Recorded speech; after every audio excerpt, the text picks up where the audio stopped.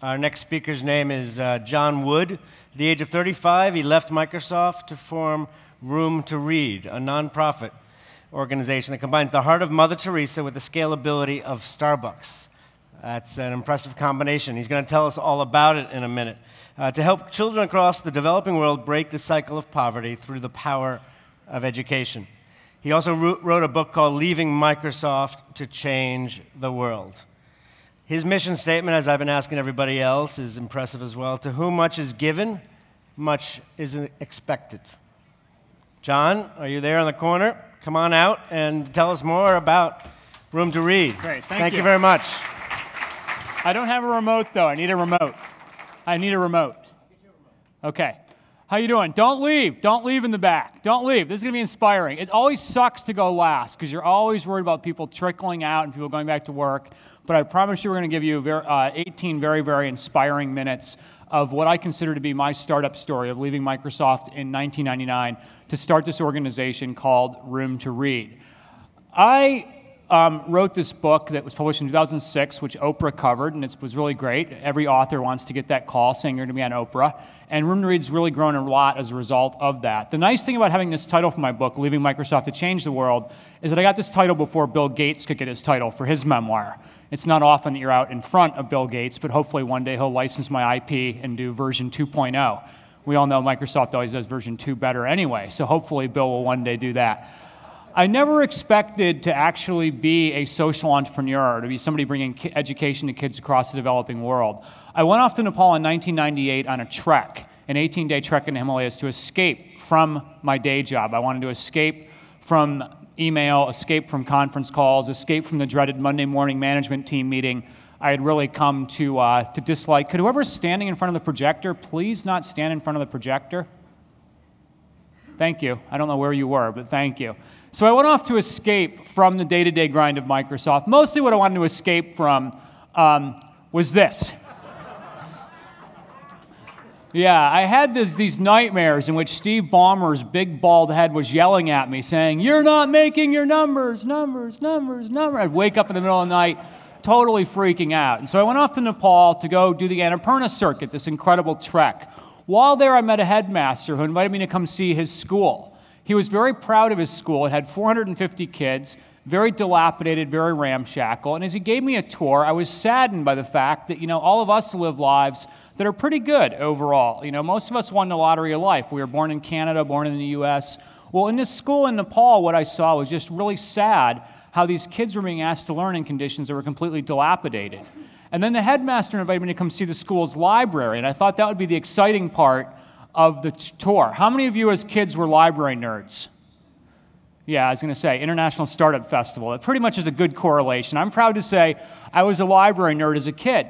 But when I got to the school's library, it was a library in name only. It was completely devoid of books. Theoretically, a library could have existed, but they didn't have any books for their 450 students. And I asked the headmaster, why? How can this be? And he said, well, in Nepal, we are too poor to afford education. But until we have education, we are always going to be poor. And that struck me as a really sad thing, as most of us can probably think of a parent or a grandparent or a great-grandparent who grew up poor and eventually broke the cycle of poverty. And almost always education has a role to play. So thankfully for me, the headmaster was, like me, an action-oriented optimist, and he gave me a homework assignment. He said, perhaps, sir, you will someday come back with books. And I got excited, right? I grew up as a kid who loved to read, and I thought this is a chance to give something back to 450 kids whose lives could be changed if they grew up as readers and grew up really exercising their brains from a young age. My inspiration was one of my heroes, Andrew Carnegie, the man who said, he who dies rich dies disgraced. Carnegie opened up a network over 2,500 libraries across North America that have paid dividends for tens of millions of people, generation after generation after generation. Carnegie's investment in libraries is widely considered one of the greatest philanthropic investments of all time. What Gates is doing now with vaccines, to Carnegie's time, what Carnegie did with libraries was something very, very similar. A billionaire late in his life doing something substantial. Well, I grew up with a public library in my small town in Pennsylvania where I grew up, and I thought, I can do something similar. I don't have Carnegie's resources, but I've got a lot of energy. I can do a book drive, and I'm a marketing guy, right? And we all know never to trust marketing guys. Marketing people are always telling you stories. Well, I wanted to come up with something that was iconic. So my theory was I would be Carnegie with a yak. And the idea would be to actually have something that was differentiated and to have so many books, right? To have literally thousands upon thousands upon thousands of books. To have a fleet of yaks, to one day have a flotilla of yaks, to one day have what I refer to as the full frontal yak attack. And I went back to that village a year later with 3,000 books in tow, and these kids came out to greet my father and I. My 73-year-old father was my unpaid right-hand man. It was the most special day of my life, because here were 450 kids who had never seen brightly colored children's books before. Forget about kids craving iPads or iPods or whatever. Kids here are craving something as simple as their first colorful children's book. And this, for me, was my game over moment. This was 1999, the height of the boom. Microsoft was booming. I was director of business development for the Greater China region. But I walked away from Microsoft to start Room to Read, my own startup, my first startup, a social startup, because I wanted to create this scene, or recreate this scene hundreds, if not thousands, if not tens of thousands of times. Now, people thought I was crazy, right? Why would you do this? Why would you quit your job at age 35? You've got a good salary, you've got stock options, you've got subsidized housing overseas, you're on an expat pay package. And it was really tough, right? Because if you go to a party tonight, what's the first thing people ask you? What's the first thing people ask you? What do you do? Exactly. And so I was going from saying I'm director of business development for Microsoft Greater China to saying I deliver books in the back of yaks to rural Himalayan villages. And at that point, yeah, well, no. Most people back then did not clap. At that point, I was usually left standing alone at the chip dip because people thought I was absolutely crazy. So the question is why? Why devote your life to this cause? Well, I think as all of us in this room know, education is the one issue that has the ripple effect. If you educate somebody, it not only impacts that person, but it impacts so many other things, including their family and their society around them. You can look, for example, at how much education a child receives and see that GNP per capita is tied directly to that. The poorest countries can't educate their kids, and they stay poor.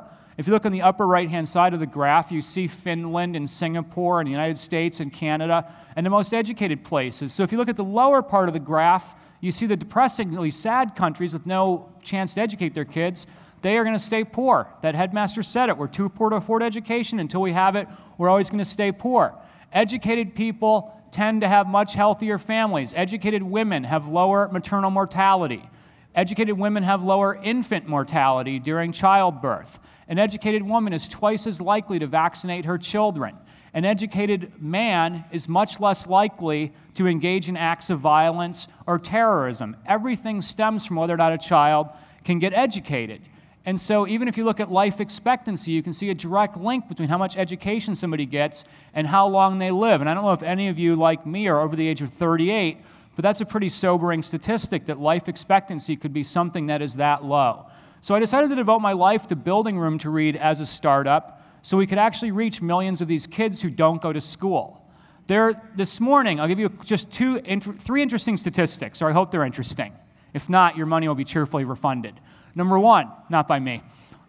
Number one, this morning, over 200 million kids in the developing world woke up and did not go to school. I'll repeat that, over 200 million kids did not go to school. 793 million people in the world today are illiterate. About 1 of 8 human beings cannot read or write. And most shocking of all is that 2/3 of those who are illiterate are girls and women. Because in the developing world, it's often the girls and the women who are left behind. And I think we all know here, looking around us at the women who are here, when you have a generation of educated, butt-kicking women, things happen. Things change. We have to make sure every boy gets educated. If you're a single guy, that's a really good time to nod, by the way. I'm getting a lot of blank stares from the men in the audience. Even the women were quiet on that one. That's fine. So what we're trying to do is basically address this inequality to say if hundreds of millions of kids are not getting educated, this is an awesome opportunity for groups like Room to Read to step in and help them, because if we do help them, they can then help themselves and become self-sufficient. The business model, to be clear, I started from nothing. I did not have a gazillion dollars. I did not have a staff. I had no fundraising experience. I had no experience in education. My degree is an MBA. It's not in education. I started with nothing and said, I'm going to start this thing from scratch and get it off the ground. The business model was really important to get the business model right. Obviously, all of you who are in startups know if you have the business model right from the beginning, it's like a rocket ship. If it stays on course, you are set. But if you're just a little bit off in the first couple of seconds, the rocket ship goes awry. So we wanted to have the business model right from the beginning. First thing for me was the idea I learned at Microsoft back in the 90s, was that bold goals attract bold people, right? Wimpy goals attract wimpy people. If you want to have a bunch of wimpy people hanging out with you, just declare a wimpy goal, and then people will come work with you. It's oh, that's going to be really easy. But bold goals attract very, very bold people. And from the very beginning, I said my goal, my moonshot, if you will, at Room to Read, was to reach at least 10 million kids with a lifelong gift of education. It's a big number, but I said I'm not going to sacrifice all my salary and do this in a small way. And people told me that was hubristic, that was unrealistic. I'm proud to say that as of today, as of this very moment in time, 6.2 million children have access to schools and libraries that we've opened. So we're nearly 2/3 of the way to our goal. We're really excited about that. Really excited. We're going to reach 10 million kids by the year 2015. We're going to reach 15 million kids by the year 2020. So big things are possible if we think big, just as typical startups do. Now, a second key part of the model is simple. It's that charity works best when people help themselves. I don't believe in the old model of charity when people go overseas and the United States government dumps surplus grain onto a market in Africa, then the local farmers can't compete, or people send used T-shirts to Africa or used shoes to Africa, and then the local entrepreneurs can't compete with free. And the idea we had at Room to Read is called the Challenge Grant, and the idea was very simple. People will work with us. We will not build the school for them. We will build it with them. There's a notion in the developing world quite often, or a notion, in the developed world, that people in the third world are somehow lazy and need to become passive aid recipients. We don't believe that at all. The goal of Room to Read is basically to engage the local people in their own solution. This shot was taken the morning of a school groundbreaking ceremony in Laos, one of the poorest countries in Asia. And as you might be able to see from this picture, we had a huge problem that morning. We ran out of shovels. We had more shovels than we had parents, and that is a fantastic problem to have. Now, because the local people are donating time, land, and labor, it also means our costs are a lot lower. I'm going to talk about that in a few minutes. A third part of our model was ruthless financial efficiency to strip out unnecessary costs. Many of you who work in startups know that when you're in a hotel lobby, what are you doing? You're grabbing pens, you're grabbing pads of paper from the hotel lobby because you can then take that back and not have to buy them, right? Startups know how to save money. Well, at Room to Read, our model has always been one of saving money wherever possible. This is our team in Cambodia delivering books to a rural village, using rented motorbikes and using these dilapidated carts to get the supplies out to the rural village. This is a very model that's very much cheap and cheerful. At Room to Read, what we don't do is spend money on silly things like shiny new Land Rovers and Range Rovers. From day one at Room to Read, we have had what I refer to as the no Land Rover policy. The idea is, why be like the United Nations and spend $75,000 on a Land Rover when you don't need to, or why buy a parking lot full of them? Who's good at math? Couple people, okay, keep your hands up. We're going to put you guys in the spot. A Land Rover in Cambodia costs $75,000 US. 1 year of education for a girl through our scholarship program costs $250. How many girls don't go to school if we buy one Land Rover? 300. Who said 300? You were right. You'd win a prize, but we don't have any prizes. But 300 girls. So if you buy a parking lot full of 10 Land Rovers, it means 3,000 girls don't go to school. So our mentality at Room to Read is very much the mentality of a startup, to say, let's keep our costs as low as possible. This is our team in Bangladesh. They're proving that nobody can out-cheap and out-cheerful the Bangladeshis when it comes to delivering furniture out to our libraries. We then reached out to the corporate sector to say to corporations, you can help us to keep our costs low. So our Mumbai office, we are housed at Reliance Life. They give us office space for free. Our New York office, the Financial Times, gives us space for 7 people for free. Credit Suisse in Hong Kong, London, Sydney, and Tokyo gives us office space for free. They're our landlord, but we don't pay rent. We actually every year give them an invoice, and they give us money in addition to giving us the free rent. We have bankers around the world donating frequent flyer miles to us so I can fly around the world for free. We have people at Barclays who have given us literally over 1 million frequent flyer miles. We have bankers at Goldman who give us their frequent flyer miles. We had one guy at Goldman who actually gave us 3 million miles on American Airlines. I know what you're saying. 3 million miles on American Airlines, that would suck. But the good news is, it would, wouldn't it? I mean, God, they're terrible. But the good news is you can use American miles to cash in and fly on BA, Cathay, or Qantas, e.g. real airlines. So it actually is a pretty good currency to have. Lafarge, the biggest cement company in the world, gave us an all-you-can-eat deal on cement for our libraries in Zambia, e.g. free. Free cement, free transport to keep the costs down. And the list goes on and on and on. Hotels give us free room nights. As of yesterday morning, Hilton just renewed our annual deal. Second year in a row, Hilton Hotels is giving room rate staffers 150 free room nights around the world. So as we travel, we're not spending money. All that means that we are in the elite 3%. Only 3% of charities domiciled in North America have ever won this award from Charity Navigator 6 years running, their highest rating for economic efficiency. We've done that because we've worked with the business community to hold down costs. Salesforce.com. How many people use Salesforce? They are a great company if you're a charity because they give us everything for free. We have 600 licenses. Mark Benioff's team has never asked us for a single penny for anything on Salesforce. We're in the cloud completely as an organization, free of charge. So we're reaching out to companies around the world. This year, Lenovo is giving Room to Read 400 laptops, again, for free, so we can keep our costs down and reach more kids with education. So if you have something your company can do to help us keep the costs low, let's talk afterwards. I'm John at roomtoread.org. Let me keep going very quickly, though. Another thing that's important to Room to Read is to have a culture of performance. We all know the adage, right? What gets measured gets done. It's really important what you measure. Now, I said very early on, I want to measure how much we scale, because in a world with 800 million illiterate kids, we got to think bigger than people have traditionally thought. So we invented what I call the Starbucks test, right? Starbucks knows how to open outlets quickly. That's what the private sector does well. What if we could open libraries as quickly as Starbucks opens new coffee shops? Is that an impossible dream? Well, what gets measured gets done. This chart shows Starbucks post-IPO, new outlets in yellow. In green, Room to Read, new libraries. What do you see? We're actually out Starbucking Starbucks. This is really exciting because it proves that when all of us band together and do something social, whether it be clean water or literacy or whatever it might be, vaccines, we can do things as quick, if not quicker than the private sector. And then the final part of the business model, well, for us, you all know this as people doing startups, you have to invent stuff that's never existed. And all the skeptics will tell you all the reasons you can't invent something that doesn't exist. One of the things that we had to invent was books in the local languages in these countries in the developing world that have never had a publishing industry before. There is no Dr. Seuss of Cambodia or Dr. Seuss of Laos or Dr. Seuss of Bangladesh because the parents can't afford books. So the publishers don't publish them. So think about the cruel irony. If you're a 6-year-old and you can't learn to read in your mother tongue because there's no books, but if you don't learn to read, you're not going to get educated. No education means you stay poor generation after generation after generation.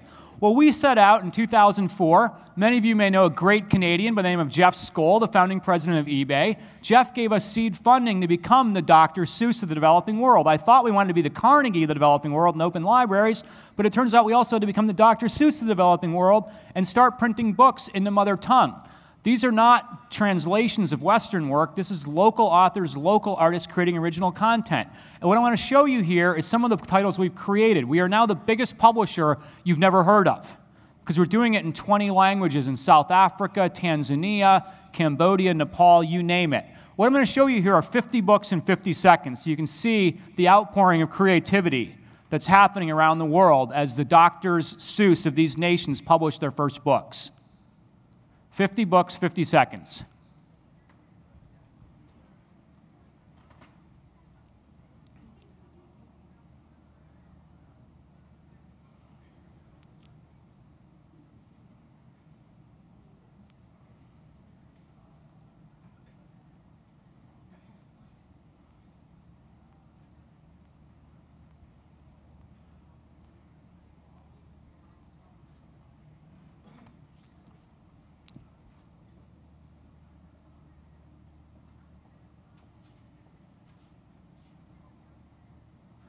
So that's what we're doing. Over 1,000 titles by the end of next year will have been published, thanks to Jeff Skoll for giving us the seed funding to start this thing. And for those of you who are worried about the plight of the lost baby elephant, I want to assure all of you that all of our books definitely do indeed have happy endings.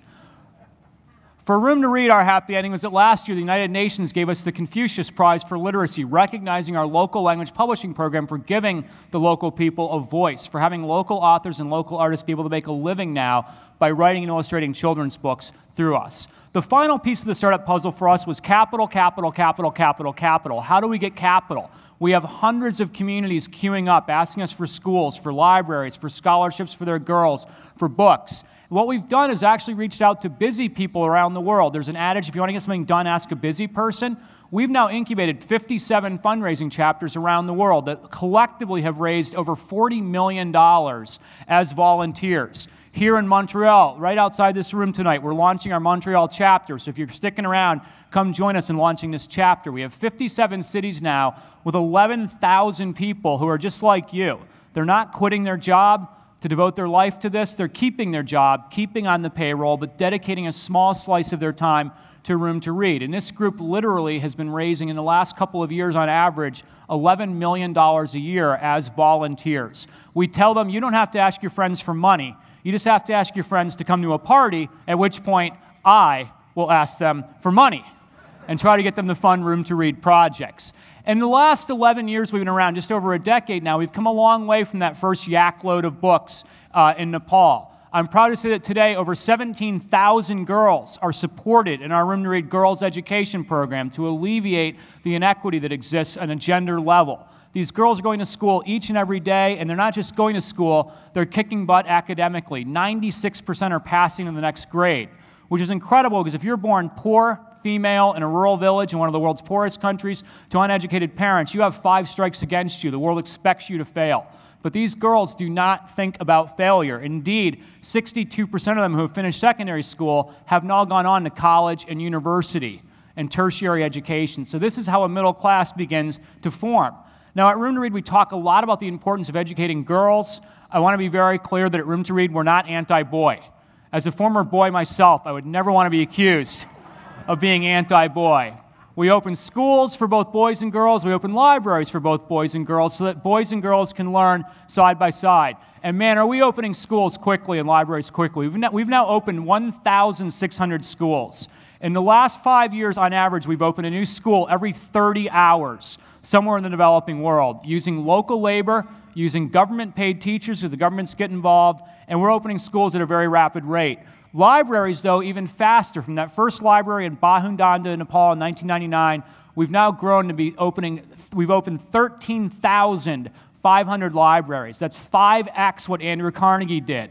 We're now opening 6 new libraries a day, a new library every 4 hours. So we're still giving Starbucks a run for their money. And then books. Over 11 million books have been put into the hands of kids so that kids can grow up reading from a young age. In all, 6 million kids, 6.5 million today, probably 7 million by the end of this year, have access to Room to Read schools and libraries. My final takeaway is very simple. At Room to Read, we have something called GSD, which stands for Get Shit Done, right? Action is better than talking. And so if you're in a meeting and people are going blah, blah, blah, blah, blah, just feel free to say GSD. Let's get shit done and make things happen. The world needs all of us to think big about doing something to change the status quo in places where it needs to be changed. I will show you in conclusion just one of those 6 million kids. One of my favorite stories is of a little boy in India who was learning to read in one of our libraries. And one day our team saw him in the library reading, and he had this medal around his neck, and they asked him what the medal was. And he basically didn't answer them. He ran away. And they thought, oh no, we scared him off with these invasive questions. And the teacher said, oh no, you didn't scare him off. He's proud of his medal. He won the medal for being in the school play. And he ran home to get his costume. He wants to show you his costume. So the boy comes back about 10 minutes later with his very skeptical grandmother kind of whacking him on the bottom saying, how dare you skip school? And oh, grandma, they want to see my costume. They want to see what I'm wearing. And so the boy had read in the library about a historical figure. And in the school play, he reenacted the historical figure. So I'm proud to show you a shot of young Gandhiji This boy had read about the Salt March in his school library, and they decided to actually reenact it and reenact the story of India's independence. So here is our young friend Gandhiji, and I love this photo because it looks like he borrowed his Gandhi glasses from Michael Phelps or from Ian Thorpe or someone like that. It looks like they're actually swim goggles. But, you know, kids everywhere, they improvise when their imaginations are excited. So in closing, I'm an optimist we can do more because the solution is not expensive. We can do a lot of things in the developing world cheaply because the local people and the local governments invest in their own solution. And money, as we all know if you've traveled in Cambodia or Laos or Vietnam, money goes a lot further when you're in countries in the developing world. I mentioned earlier, $250 per girl per year is enough to put a girl into our education program and keep her in school. We can open libraries for as little as $5,000 to actually open a library serving 400 kids. And we can open schools very, very cheaply, about $35,000 to build a school. So any one of you could declare to your coworkers, your family, your friends tomorrow, I'm opening a school through Room to Read. And I guarantee you, people will rally around you to do it because people who have education realize without education, we would not be where we are today. Without education, you're not you. Without education, I'm not me. And through this startup called the Room to Read, we have a chance to give back. You can salute parents, salute grandparents, salute employees, salute customers with dedication plaques. So in closing, really it's my startup story. The idea started with one library in one place. We're now in 10 countries around the world. We have a lot of support from the tech community. We want more. We want a lot of you to get involved in our chapters across Canada, across the US. Our long-term goal now is very simple. The goal is that no child ever again, no child can ever be told again, you were born in the wrong place at the wrong time to the wrong parents, and you therefore did not get educated. We believe that idea belongs on the scrap heap of human history. We believe that collectively we're going to put it there in this lifetime. With that, I thank you for your attention, and I'll leave you with one closing thought. Thank you very, very much. Thank you.